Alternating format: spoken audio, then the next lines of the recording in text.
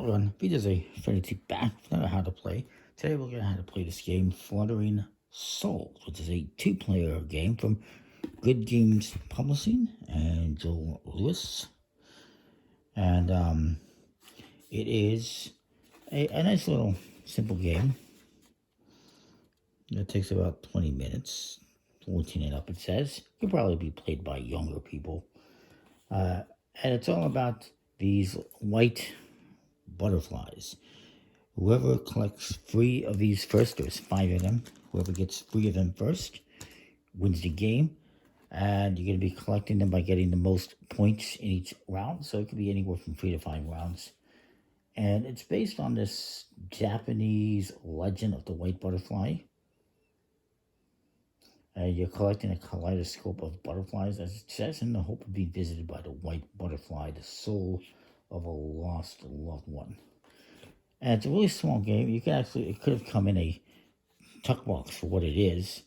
It's not even, well, it's not even 40 cards, basically. You get these wooden butterfly tokens, which are really nice. And you get these 21 cards here, which have different butterflies. And you get these cards here, there's 15. These are layout cards, how you're going to lay out the cards. I'll just show you, like, they each have different numbers on them. You just mix them up and select one for every round. So the cards you have includes the Great Eggfly. This card is going to go to whoever is the second player.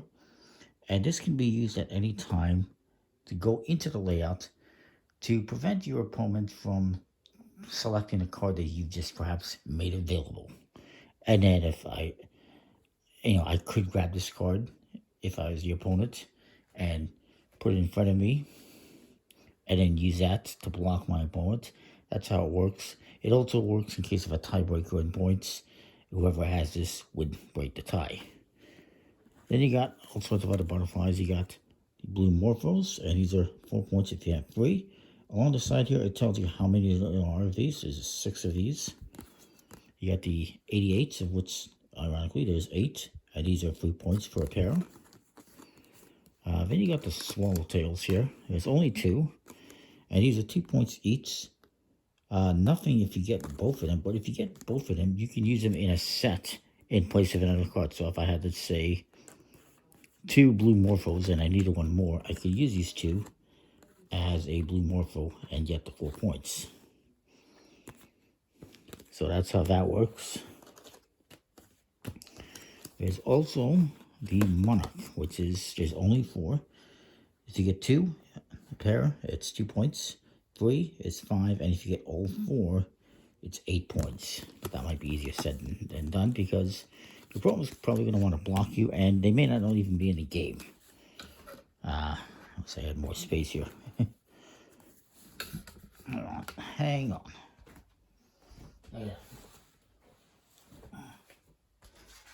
Shift everything over here a little bit so I have some space to get in here next to the camera. So, I'll put this aside for now. We can shuffle these up. The cards, not the best finish. They're just a smooth plastic coated finish. It's fine. There's nothing wrong with it. I just find that they are warping a bit, as you can see. Would have been nice if they were in a compact little tuck box, and then maybe that wouldn't happen. So what you're going to do is you're going to flip over one of these layout cards, like this one. Oops, goes this way. And this tells you how to lay out the cards. Black cards are face down. Everything else, the white, is face up. So you're going to lay that out to start off.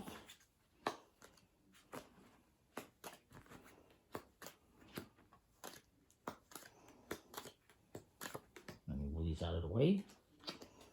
And 5 face up.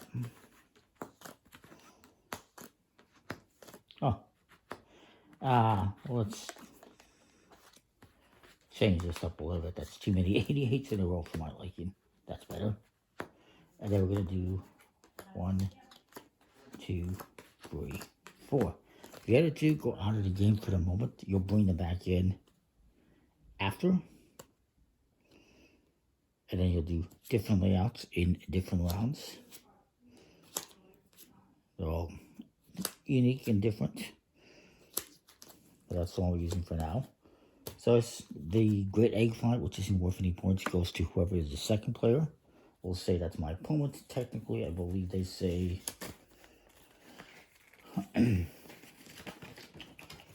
whoever is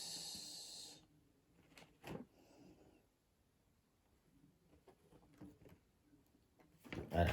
I think it says whoever is wearing the most colorful clothing gets to be the first player. And the second player gets the Great Egg Flight. You can do whatever you want, though. So what you're simply going to do in your turn is you're going to draft a card. So maybe I draft this Swallowtail. You cannot draft any of these cards if there's another card on top of them. So my opponent cannot draft either one of these. In fact, they're forced to draft an 88. So maybe they take that. Oops. As I throw away some cards. And now I'm forced to take an 88 because that's all that's available.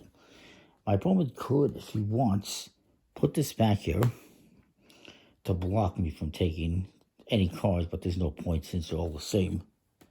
So I will take one. I'm going to screw off my opponent. I'm going to take this one, which does not open up any new cards. So they have to take an 88, and they're either going to open up a Blue Morphle or a Swallowtail. And in this case, either one. So maybe they take that one. And then, I will go, maybe I'll take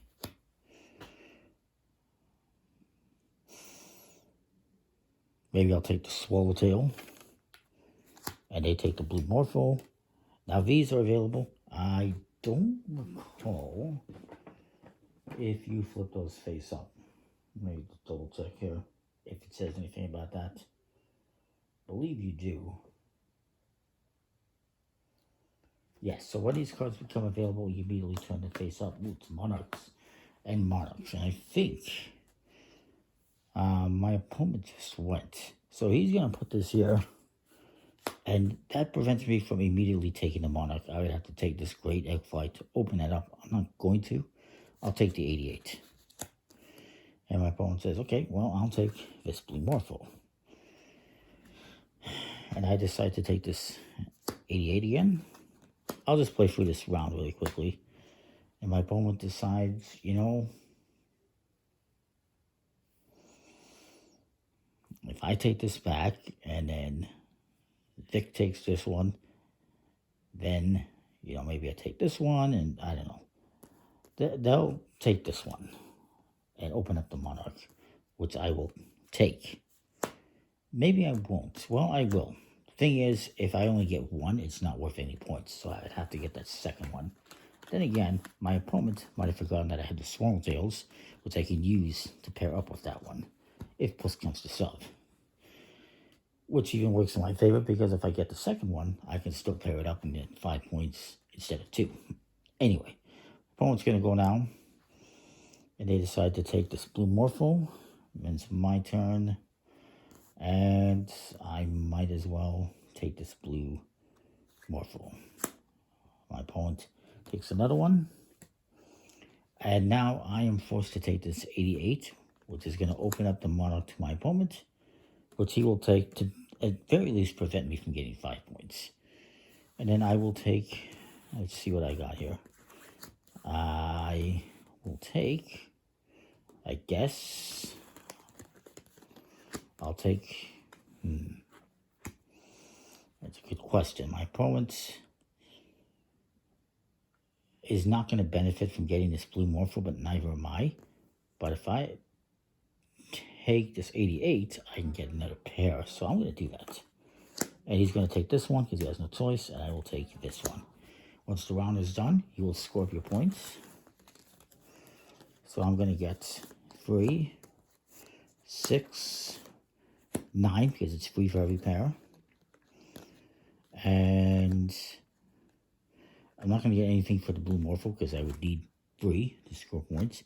But I'm going to use these pair of Swallowtails to make up a Monarch and get myself 2 more points. So that's 11 points total. My opponent here, see what he got. He got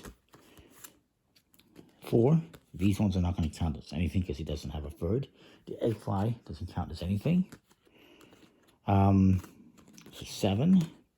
And this isn't going to be anything. So he gets 7 points. I get 11. So I would win a butterfly.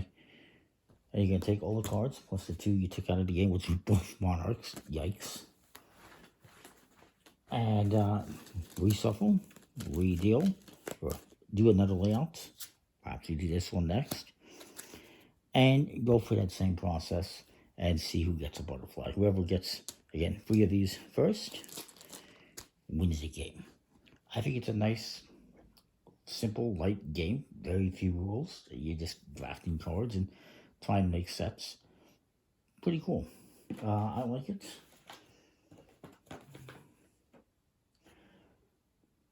Comment, like, subscribe. Let me know what you think. This one should still be out there available if you're interested. And we'll see you next time with more that is Fluttering Souls. Thanks for watching.